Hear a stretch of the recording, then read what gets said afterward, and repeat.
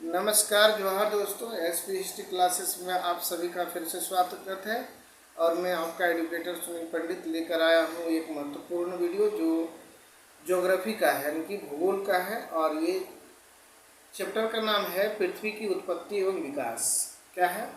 पृथ्वी की उत्पत्ति एवं विकास से संबंधित प्रश्न है, मतलब टॉपिक है।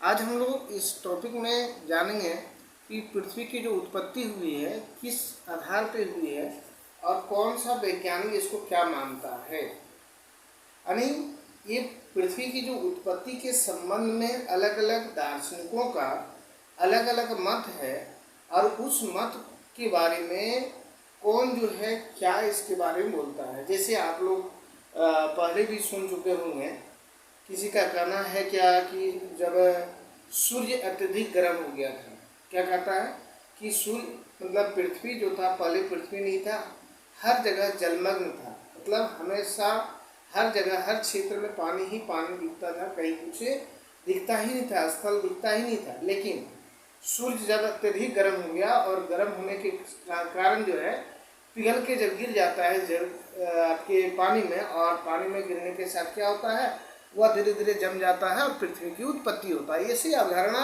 है, लेकिन वैज्ञानिक क्या मानता है उसको, इसके बारे में आज हम लोग देखेंगे। तो देखते हैं क्या है। कहता देखिए, पृथ्वी की जो उत्पत्ति के संबंध में, ये जो पृथ्वी की उत्पत्ति के संबंध में दार्शनिकों या वैज्ञानिकों क्या कहता है, वैज्ञानिकों ने अनेक परिकल्पना प्रस्तुत की है। मतलब अनेक तरह की अपने विचार जो है प्रस्तुत किए हैं। और इनमें से जो प्रारंभिक एवं लोकप्रिय मत था, एकदम शुरू में जो विचार प्रारंभिक और लोकप्रिय मत में जो विचार मिला है, वो उनका नाम क्या था, वो कौन थे, तो उनका नाम था एमोनियल कांट। यानी कि कांट जो था, एमोनियल कांट का था। और ये विचार कब दिए थे, तो ये विचार उन्होंने दिए थे 1796 ईस्वी में, है ना। एमोनियल कांट ने उसने दिया था, सॉरी, ये एमोनियल कांट ने दिया था। और 1796 ईस्वी में एक प्रसिद्ध गणितज्ञ, कौन, लॉपलेस। ये देखिए, ये हम लोगों का जो है बहुत ही इम्पोर्टेंट है। लॉपलेस ने 1796 में किसने दिया था, लॉपलेस ने दिया था, लॉपलेस, है ना। इन्होंने एक इस जो कांट ने जो सिद्धांत दिए थे, यानी सबसे पहले जो पृथ्वी की उत्पत्ति के संबंध में सिद्धांत देने वाले वैज्ञानिक कौन थे या दार्शनिक कौन थे, तो वह कांट थे। एमोनियल कांट थे। और ये इन्होंने जो सिद्धांत दिए थे उसको एक महान गणितज्ञ जिनका नाम था लॉपलेस ने क्या किया, 1796 ईस्वी में कांट के सिद्धांत जो था उसमें संशोधित किया, जो निहारिका परिकल्पना के नाम से जाना जाता है।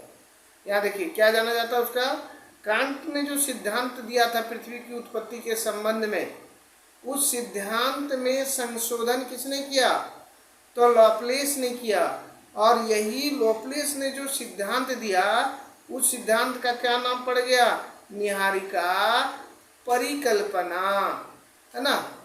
अब देखिए, नाम से जाना जाता है इसके। अब यहाँ पूछते क्वेश्चन कि लॉपलेस ने किस सिद्धांत की प्रस्तुति की, तो निहारिका परिकल्पना सिद्धांत की प्रस्तुति की।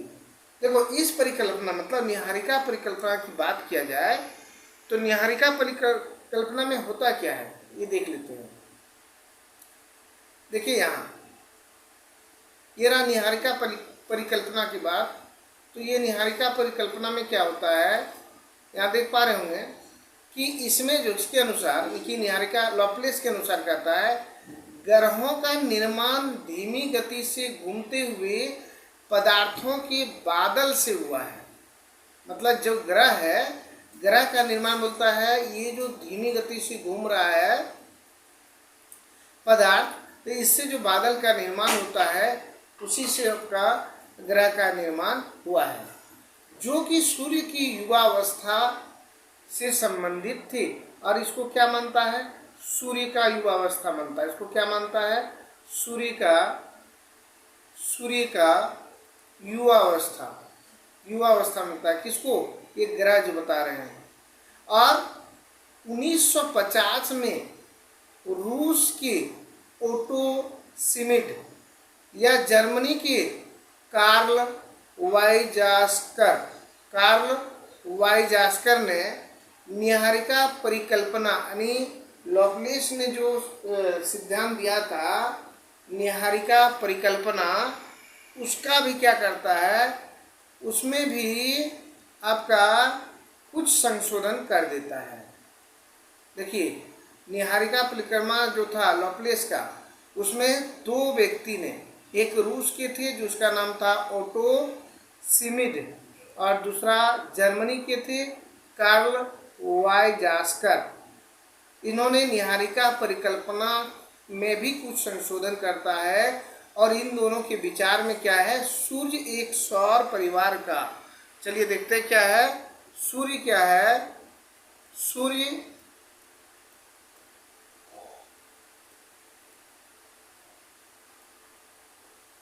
क्या कहता है? सूर्य सौर नीहारिका से घिरा हुआ है। सूर्य क्या है? कि सौर नीहारिका से घिरा हुआ है, जो मुख्यतः हाइड्रोजन, हीलियम और धूल कणों से बनी थी। मतलब सूर्य का निर्माण, ये जो सूर्य हुआ, ये सूर्य का निर्माण आपका किन किन गैसों से होता है ना? ये सूर्य का निर्माण होता है हाइड्रोजन गैस से।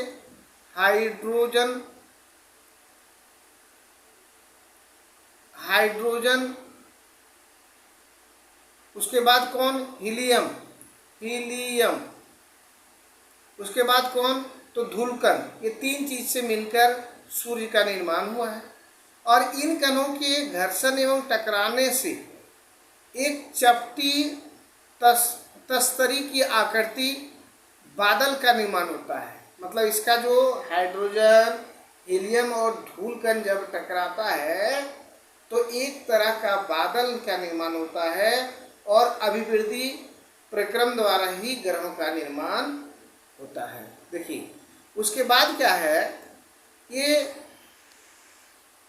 ग्रह का जब निर्माण होता है तो उसके बाद इसने, वैज्ञानिकों ने क्या किया कि पृथ्वी या अन्य ग्रहों की ही नहीं वरना पूरे ब्रह्मांड की उत्पत्ति संबंधी समस्याओं को सुलझाने के लिए या समस्याओं को समझने का प्रयास करने लगा। तो ये था क्या कि इससे क्या हम लोग समझें कि पृथ्वी की उत्पत्ति के संबंध में सबसे पहला जो कुछ विचार प्रकट किया था वह कौन से दार्शनिक थे? तो वह थे इमैनुअल कांट। और इमैनुअल कांट के जो विचार को संशोधित कर लॉपलेस ने जो सिद्धांत दिया था 1796 में, उसको क्या कहा जाता था? वह सिद्धांत का नाम था नीहारिका परिकल्पना के सिद्धांत। और नीहारिका परिकल्पना के सिद्धांत भी रूस और जर्मनी के वैज्ञानिकों ने क्या किया? उसको कुछ संशोधित किया और कहा कि सौर मंडल में जितने सारे पिंड हैं उससे मिलकर आपका ग्रह का निर्माण हुआ है। और सूर्य उसके एक सौर परिवार का मुखिया है। और इनमें से सूर्य का निर्माण हाइड्रोजन, हीलियम तथा धूलकणों से मिलकर बना है। और जब ये वापस में टकराता है तो एक प्रकार का बादल का निर्माण होता है। और इन्हीं सभी समस्याओं को समझने के लिए अलग अलग वैज्ञानिकों ने अलग अलग सिद्धांत दिया। सबसे पहले हम लोग देखेंगे आपका आधुनिक सिद्धांत। इसमें ब्रह्मांड की उत्पत्ति से संबंधित आधुनिक सिद्धांत में क्या कहता है। चलिए बढ़ते हैं आगे और देखते हैं इसके बारे में क्या कह रहा है। देखिए, ये रहा आपका आधुनिक सिद्धांत ब्रह्मांड की उत्पत्ति के बारे में। आधुनिक समय में ब्रह्मांड की उत्पत्ति संबंधी सर्वमान्य सिद्धांत जो है वह बिग बैंग सिद्धांत है। मैंने आधुनिक सिद्धांत जो दिया है इसको क्या कहा जाता है? तो इसको बिग बैंग यानी कि बिग बैंग थ्योरी कहा जाता है, सिद्धांत कहा जाता है। और इस विस्तृत ब्रह्मांड परिकल्पना में यानी एक्सपेंशन यूनिवर्सल हाइपोथेसिस भी कहा जाता है इसको। और इसमें क्या कहता है कि 1920 में, ये कब हुआ था? 1920 में, आपको 1920 ईस्वी में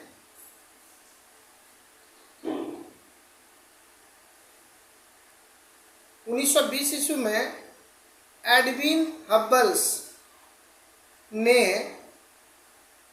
प्रमाण दिया कि ब्रह्मांड का विस्तार हो रहा है। समय बीतने के साथ आकाश गंगाएं एक दूसरे से दूर हो रही है। आप प्रयोग कर जान सकते हैं। देखिए कैसे आप इसको प्रयोग कर जान सकते हैं, तो इसको हम डायरेक्ट समझाते हैं कि ये कैसे बताया गया है, कैसे विस्तार हो रहा है, इसकी प्रयोग में क्या करना है। तो कहता है कि जैसे एक गुब्बारा लेना है ना? क्या लेना है? एक गुब्बारा लेना है। गुब्बारा का जो रूप होता है उस समय छोटा होता है, ठीक है। और इसमें हम अगर लिख दें यहाँ सूर्य, यहाँ चंद्रमा, यहाँ कुछ कुछ लिख दें, और क्या करेंगे, इसमें जब हम हवा डालेंगे तो गुब्बारा क्या हो जाएगा? फूलने लगेगा। ऐसे एकदम फूल के क्या हो जाएगा? बहुत बड़ा सा हो सकता है। जितना हवा उसमें डालेंगे उतना बड़ा हो सकता है। तो ये जो है, जहाँ जो लिखे हैं यहाँ एक आ जाएगा, ये हट के यहाँ हो जाएगा, ये हट के यहाँ हो जाएगा। इस तरह से जो विस्तार हो रहा है, इसी से साबित किया है कि अभी भी जो है आपका ब्रह्मांड का विस्तार हो रहा है। यही आपका वर्तमान समय में आधुनिक दार्शनिकों का सिद्धांत दिया है। जैसे कि आप यहाँ देख पा रहे होंगे, यहाँ लिखा है कि गुब्बारा लीजिए, उसके ऊपर कुछ निशान लगाइए और आकाशगंगा मान लीजिए और उस गुब्बारे को फुलाइए। कहता है कि गुब्बारे को निशान जो है जब फुलाएंगे तो एक दूसरे से दूर प्रतीत होंगे। इसी प्रकार आकाशगंगा के बीच की दूरी भी बढ़ती है और परिणाम स्वरूप ब्रह्मांड का विस्तार हो रहा है। यद्यपि आप यहाँ पाएंगे कि गुब्बारे पर लगे चिन्ह के बीच की दूरी अतिरिक्त चिन्ह स्वयं बढ़ जाते हैं, तब जबकि यह तथ्य अनुरूप नहीं है। वैज्ञानिक मानते हैं कि आकाशगंगाओं के बीच की दूरी बढ़ रही है, परंतु परिवेक्ष आकाशगंगाओं